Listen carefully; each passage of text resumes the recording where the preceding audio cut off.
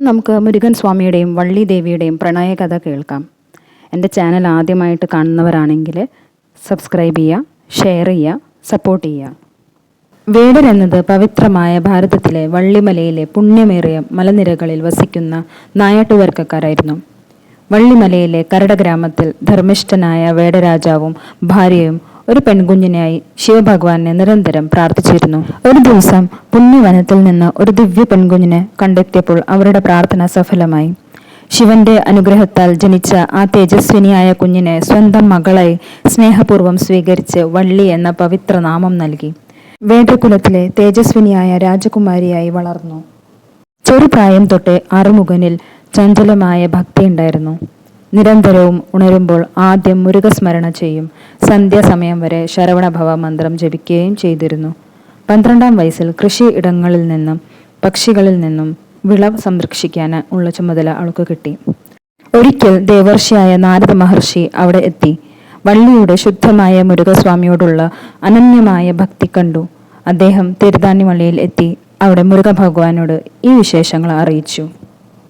ദൈവനിയോഗത്തിൻ്റെ നൂലിഴകൾ കോർത്തിണങ്ങി തുടങ്ങി. മുരുകൻ സ്വാമി പല ദിവസവും മനുഷ്യരൂപത്തിൽ സമീപിച്ചു. ആദ്യം ഒരു സുന്ദരനായ വേടന്റെ വേഷത്തിൽ കാണാനെത്തി.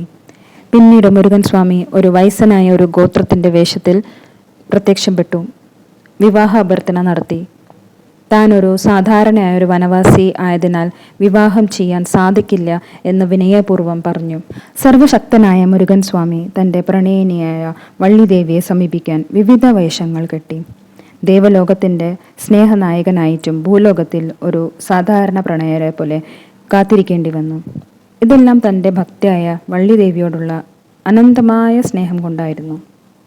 വള്ളിദേവിയെ കാണുന്നതിൽ തടസ്സങ്ങൾ മാറ്റാൻ മുരുകൻ സ്വാമി തൻ്റെ ജ്യേഷ്ഠനായ ഗണപതിയുടെ സഹായം തേടി. ലോകത്തിലെ സകല വിഘ്നങ്ങളും നീക്കുന്ന ഗണപതി അനുജന്റെ പ്രണയം സഫലമാകാൻ തീരുമാനിച്ചു. അങ്ങനെ ഗണപതി ദേവൻ ഒരു വിശാലമായ കാട്ടാനയായി വള്ളിദേവിയുടെ മുന്നിൽ പ്രത്യക്ഷപ്പെട്ടു. പേടിച്ചു പോയ വള്ളിദേവി അവിടെ തപോവേഷത്തിലിരുന്ന വയോധകനായ ശിവഭക്തന്റെ മുന്നിൽ അഭയം തേടി ഓടിച്ചെന്നു. ഈ മഹാഗജത്തിൽ നിന്നും രക്ഷിച്ചാൽ എന്തു വേണമെങ്കിലും തരാമെന്ന് ഭക്തിപൂർവ്വം വാക്ക് നൽകി. ജ്ഞാനമയനായ വിനായകന്റെ അനുഗ്രഹത്താൽ ആ ശൈവഭക്തൻ തൻ്റെ ദിവ്യമായ കരങ്ങൾ അടുത്തേക്ക് ചേർത്ത് വിവാഹത്തിനായി ആവശ്യപ്പെട്ടു. വള്ളി സമ്മതിച്ച ശേഷം തേജസ് കൊണ്ട് പ്രകാശപൂരിതനായി 6 ദിവ്യമുഖങ്ങളും 12 ഹസ്തങ്ങളായി സ്വർണമയൂരത്തിൻ്റെ പുറത്തെ ആരൂഢനായി സുബ്രഹ്മണ്യൻ തൻ്റെ രൂപം വെളിപ്പെടുത്തി. സകല സിദ്ധികളുടെയും ആധിപനായ ഗണപതി ഭഗവാൻ തൻ്റെ കാട്ടാന രൂപം ഉപേക്ഷിച്ചു തൻ്റെ യഥാർത്ഥ രൂപത്തിൽ പ്രത്യക്ഷപ്പെട്ട് അനുജനെയും വധുവിനെയും അനുഗ്രഹിച്ചു. തമിഴ്നാട്ടിലെ പുണ്യക്ഷേത്രമായ തിരുതാണിയിൽ വെച്ച് ദേവന്മാരും മുനിമാരും സിദ്ധന്മാരും സാക്ഷിയായി വള്ളിദേവിയുടെ അച്ഛൻ വിവാഹം നടത്തിക്കൊടുത്തു.